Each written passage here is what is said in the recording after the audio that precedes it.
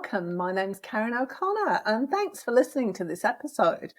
This is kind of a follow-on episode from something that I did a few weeks ago where I was talking with Ryan about one of the topics that we were talking about during the conversation was that there's no scientific reason for there being a difference between the male and the female brains.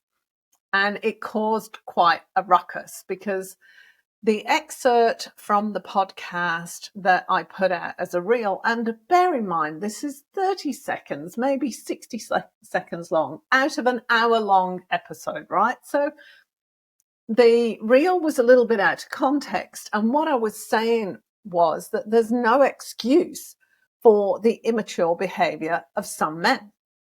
Now, I needed to put up a post because I wanted to apologize to people. It was out of context. And when I wrote the post that goes with the post that went with that reel, I was a little bit irritated. And I just tarred all men with the same brush. It's like, all men are immature, blah, blah, blah. They're not, obviously. I was just a little bit irritated. However, I stand by what I said.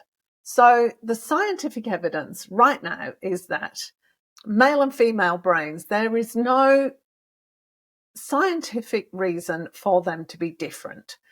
This is notwithstanding personality. It's notwithstanding the impact that hormones have on our brains.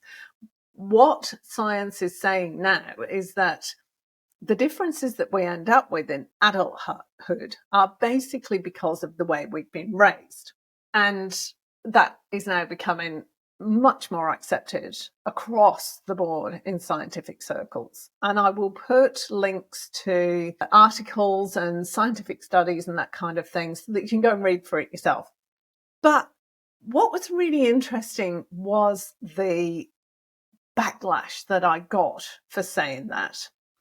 And what came across from one particular person's backlash was a whole heap of misogyny and sexism and a lot of defense of certain aspects of behavior. Oh, I'm not immature. What came across was a lot of defense of behaviors. And I get that, right? I understand it's not nice to be called out publicly. It's really not. I understand that. Now, the guys actually had no idea that what they were saying was sexist or misogynistic. They had no idea. And that I found really interesting. They were in the space of, like, somebody said to me, I was just reacting to what he said, that I didn't like people disagreeing with me. But that wasn't the case at all. What I was trying to say to people was, these particular people, was that I didn't like the way they behaved. Had nothing to do with what their opinion was or anything. They hadn't stated an opinion. Basically, all they'd done was abuse me. And it was interesting that the person who abused me most was somebody that I actually know on a personal level, on a social level. And that really bothered me because I then went, well, why does he think he's got the right to talk to me like that in public? This is not acceptable at all. And that was what I was pulling him up on. And then everything that he said was really sexist and misogynistic, and he really could not see it at all. And it brought a lot of stuff back for me. So when I was quite young, I would probably be 8 or 9, maybe 10, I overheard a close male family member telling somebody else that they thought it was a real pity that I'd been born a girl, because with a personality like mine and just my intelligence and everything else, I should have been born a boy. And it was a real shame that I was going to be limited by being a girl. Now, as you can imagine, that had quite a big impact on me. I felt wrong. There was something wrong with me because I was the wrong person trapped in this girl's body. And obviously there was something wrong with being a girl. So that I was wrong on all kinds of levels. And it was interesting. I think I saw a program a few years ago on how quite young children are being allowed to have transgender operations and therapies at quite a young age. And had that been available when I was their age, I would have probably taken it. I've got to say that. And that's really interesting because even at that age, I understood that there were massive advantages in being a boy. And I didn't want to be a girl because I did not want to be held back by anything. When I think I was 17, maybe my big dream, I wanted to be a fighter pilot or I wanted to be an astronaut, one of those two things. And I actually went into the RAF office in my local town to try and join up. And they said, oh, what is it you want to do? And I said, I want to be a fighter pilot. And they laughed me out of the office. Never forgotten that. And I went home and I told my dad, and my dad laughed as well, because at the time it was still in the Geneva Convention that women could not fly planes, fire guns, or anything like that. And I did not understand that. And then I went on to do a construction degree and I worked on building sites, one of very few women to do so. No surprises here, right? And I remember one time I've been working on site for 3 or 4 years at this point, and the foreman asked me, I was in his office for something, and he asked me why I never wore skirts. And I thought that was a really bizarre question. I said, well, it's just not practical. I'm climbing up ladders. I'm walking along scaffolding. I'm climbing up roofs. Why would I wear a skirt? You wouldn't wear a skirt. And he said, no, you're right. He said, the other funny thing? I don't think of you as a woman. He said, and that's no detriment to you. He said, I know you're a woman, but I think of you as a person. First and foremost, as a person. And that was what came up for me as in light of everything that's happened recently, because I realized that I was a person for a long time until I'd been a stay-at-home mum for a certain number of years. I've got no idea where that point was. But in my own mind and in everybody else's mind, I then lost my right, I suppose. It's not quite the right word. I lost my capacity to be a person and became the stay-at-home wife and mother. I became everything that is looked down upon as when you're a woman. Stay-at-home mum, don't work, just look after the kids, just do the housework, it's all just. I haven't got a job, I don't earn money, I don't do this, that, and the other. I just do things for hobbies. I've got no purpose outside of raising the family and looking after my husband. And over the last few years in particular, it's an identity I've struggled with, because what I've realized is that I've fallen into that trap of thinking of myself as the stay-at-home woman. My husband's fallen into that trap. No surprise, not blaming him, because this is my issue here. And I've had less and less power and felt less and less good about myself. And I'm not deriding anybody that chooses to do that, right? I count myself as very lucky that I was able to do that. On the one hand, because I was able to devote the time and energy to the kids and the family that I was. But there were a lot of things about that I didn't enjoy. And I didn't enjoy that feeling of being at everybody's beck and call all the time. I'm feeling that my only purpose in life was to look after other people. I'm not one of those fabulous people who can get a lot of pleasure out of serving others. That's not me at all. That's not my personality. And I do it because if I'm going to do a job, I'll tend to do it well.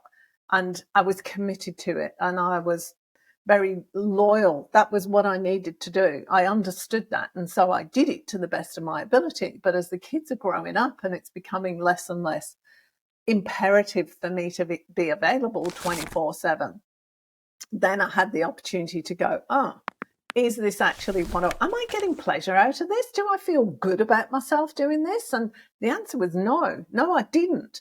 And the responses on the post from the other week just crystallized all those things for me. I don't want to be society's view of a woman. I want to be a person who happens to be able to bear children. That's it. That's the only difference as far as I'm concerned. And so when I look at life from that perspective, if we are first and foremost people, and you've got behavior that's against certain groups of other people, whether that's women, whether it's gay people, whether it's Muslims, whether it's black people, whatever, then the problem is entirely yours, and I'm not going to tolerate it. There are so many things that have fallen out of this conversation, and so many things for me to think about and really crystallize or make me look at my thoughts and perspective on things. Like, for a start, like I just said, I was staring down the barrel of being a woman for the rest of my life, and I couldn't do it.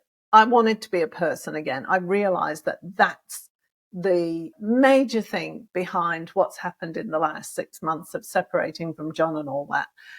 I just wanted to be a person again and have other people see me as a person. And then it kind of moves on to that. What about my daughters? How does this affect them? How can I have a relationship and be a person in that relationship? Can that happen? Can you have a relationship where it's two people together as opposed to a man with all the traditional things that go with that and a woman and all the traditional things that go with that? I'm pretty sure that that's the relationship that I had with John when we first got married 30 odd years ago. I'm pretty sure of that because I remember somebody commenting about 6 or 7 years into our marriage, somebody that we met, he said, normally when you see a relationship, there's one dominant person and there's one less dominant. He said, but you two, there's not that. And I want to get back to that. That's what I want in my relationship. I don't want this servant master, for want of a better expression, kind of thing. And why does that need to be the case? Does this just come as you get older? I've fallen into a rut of behavior and actions and duties and everything else. I've fallen into that rut. So has my husband. And so have the kids of thinking me in a different, although I don't think the kids do necessarily think of me like that, but it is something that I need to change. But there's a massive advantage to seeing others as people as opposed to men or women, because it stops limitations and restrictions. What if we raise children just based on their personality, not on their gender? So I have 4 children, right? 2 of them would have what would traditionally be called more masculine traits, logical, less emotional, think things through. And then I have 2 who are more traditionally feminine, artistic, emotional, all the other things. But there's a boy and a girl in each one. It's not gender split at all, which is interesting. And I could have sworn blind that it was a gender split when the kids were young, because the boys, my eldest was into trains and things, and he's a boy. The next one, he liked drawings and stuff. So when my daughter was born, I thought, oh, got it all covered. I'm not going to bother buying any toys. You know, she's got trains and building stuff. She's got drawings. She'll be fine. We went to a friend's house whose little girl was the same age as my daughter, and she had girly everything. She had dolls and prams and dress-ups and dolls' heads, everything. My eldest daughter walked in there, and I swear to God, she looked like she died and gone to heaven. She grabbed the dolls. She put on every feather boa she could find. She had the high heels on, the tutus, everything. That was how she wanted to dress. And I was really shocked. I was genuinely really shocked. I'm not like that. Where does she get it from? This is bizarre. And she's been like that the rest of her life. She's just girly. She likes all the dress up things. But then my second son is an actor. He's all dramatic. He loves his dress ups. He loves everything. He's still an artist and he's a creator. The two of them are creators. He's the male version of his little sister. Now, the youngest one and the eldest one are much more logical, thinking straight through. It's not a gender difference that I can see, although I would have sworn that it was when my eldest daughter was born. So it's an interesting way to look at it, that it's based on personality, not on the way, on their gender. It's just about the way they've been raised. I suppose the big thing that's come out of this is that there are certain people who think that they can treat other people with disrespect.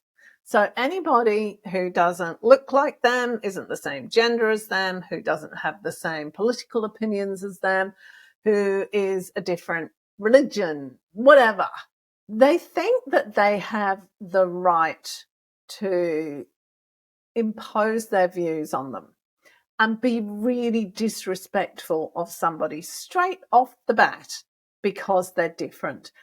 And I don't like that. And I think that's the basis for my desire to be seen as a person and to see other people, as a person, not as a man or a Muslim or a Black African American or Indigenous person. I want to know who you are as a person. And what difference would that make if we did that? I'm hoping that's what I've taught my children. I'm pretty sure that's what I've taught. And I'm not saying, right, don't get me wrong here, because I've been pulled up for this before, of one of the podcasts where I had my friend Dani Kalani on, and we were talking about sexual orientation and gender and all that kind of thing. And she said, everybody is biased. We're opinionated. We have to be. It's in our instincts, and we have to learn not to do that. And we have to learn how to pull ourselves up for doing that.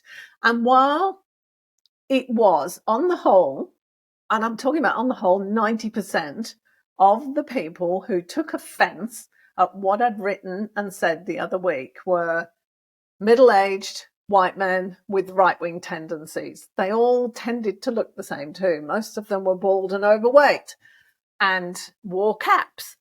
But it was interesting that they were the ones who took the most offense. And I get it, because they're the ones who have the most to lose if we no longer subscribe to a culture where they are the paramount.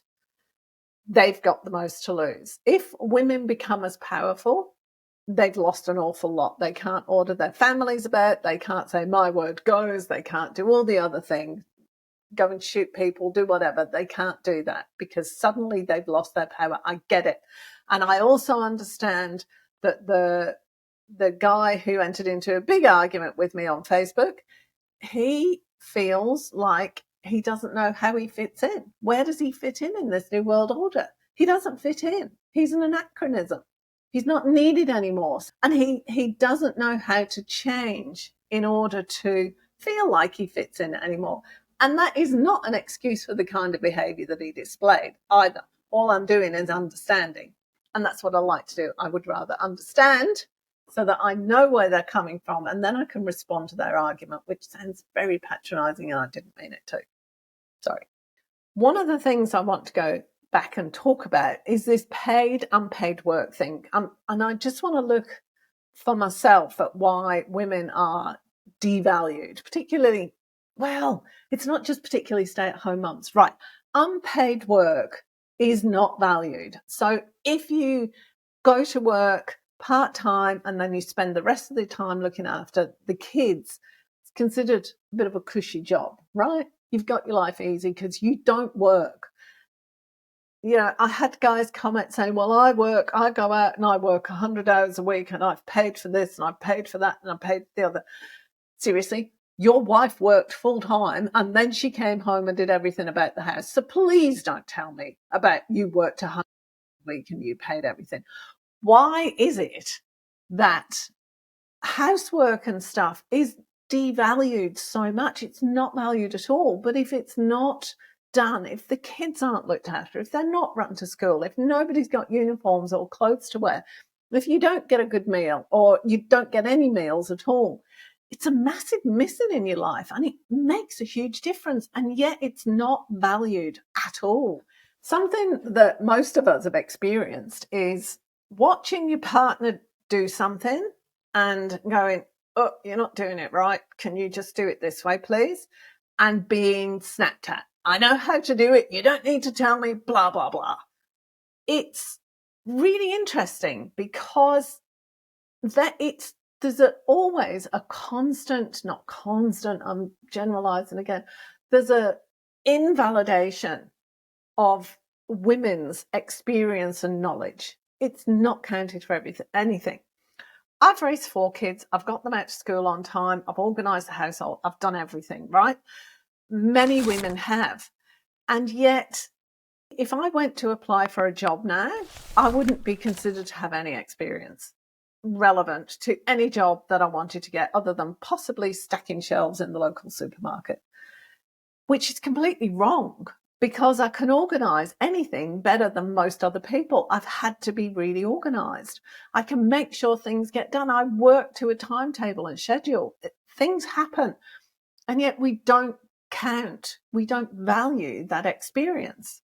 You know, you may have raised the kids, run the household and everything for decades, but most, I'm going to say men, but it's women as well, because we kind of feed off that. Think that any advice that you give, whether it's on how to stack the dishwashers, how to iron your shirt, one of the things that really bothered me about all this was, you know, it's been how many years? 50 odd years since the women's lib movement really started, well, the modern one really started moving things forward. And yet you've still got this level, this deep-seated belief, the work that a lot of women do, raising children, looking after the house, everything else, is of no value whatsoever. And while people are kind of getting the general idea that that kind of sexism isn't really acceptable, there is this new level of subtle sexism, I suppose you can call it. That's the term I've heard used. That is now prevalent. It's like comments like, oh, you're going back to work and you have to put the kids in daycare. That's so sad. That kind of sexism. And there's an awful lot of hostile sexism as well. Violence against women in any form, which includes online comments like the ones on my posts and reel. There was a woman in America, the right wings, I can't remember who it was, I'll try and find it. He told her that he knew where she lived and he was going to go around and rape her and that'd shut her up. That kind of thing. There's still an awful lot of that, and that's a real concern. And then there's the other kind of sexism, I suppose you can call it, that's like the White Lives Matter backlash against the Black Lives Matter hashtag, the hashtag Me Too, that men want to dry out. I saw a post that said that it was for International Men's Day, saying that men suffer 40% of domestic abuse, are the victim of most violent crimes, serve 64% longer prison sentences, and are 3 to 4 times more likely to be jailed for the same crime as a woman. And most of that information is quite true, but it completely misses the point that men are responsible for almost all violent crimes. 88% of crimes against people, 90% of murders, and 98% of sexual offences. That trying to turn things against women, which I saw a lot of these guys who responded to my post, oh, you're being unfair to men, we're being left behind, all the rest of it, is it completely ignoring the fact that the cause of the problem lies in their hands. And that is a different type of sexism that we're seeing more of now. That, oh, well, what about me? What about the men? You're forgetting about the men. It's turning anti-sexism into anti-men, and they're just denying that sexism is happening at all now. What some guys are saying is that no, sexism doesn't exist, and when it does exist, it's actually against men. Now, I need to say, do not get me wrong here. I am not anti-men at all. I am anti certain kinds of behaviour, and it's all based around respect and bigotry, I suppose, is the best way of putting it. Don't do bigotry at all. And I can do bigotry with the best of them, to be perfectly honest, but I try and catch myself. I try not to. And I try to see human beings as people, first and foremost. I fail miserably sometimes, but I do try and see that. And here endeth the lecture, according to Karen. You know, I always swore I don't like getting on a soapbox about anything. There's something wrong with that. I don't like it. But anyway, I felt that I needed to talk about all this, and I would be really interested to see what your thoughts are, because I was quite surprised by the level of hostility. Yeah, and I was a bit irritated when I wrote it, and I did do generalizations, but I'm not going to tolerate that level of disrespect and abuse and vitriol and hatred. Not appropriate. Just because it's on the internet and I posted it to my friends does not give anybody the right to, you can disagree with me. Don't get me wrong. You are more than welcome to hold a different view, but I will not tolerate disrespect. I don't go on somebody else's posts and disrespect them. If I don't like it, scroll right on past. It's got nothing to do with me. That is, I don't know, in my world, that's the mature thing to do. What are your thoughts? I would love to hear back from you. This has been a long one from a solo episode today. So thank you for listening. Thanks for listening, hopefully to the end. Please let me know what you think, and I'll talk to you next time. Bye. If you enjoyed this episode, be sure to subscribe and don't forget to rate and review this podcast and share it with your friends. Thanks so much for listening, and I hope you're leaving with some thought-provoking information that can make a difference in your life. See you next time.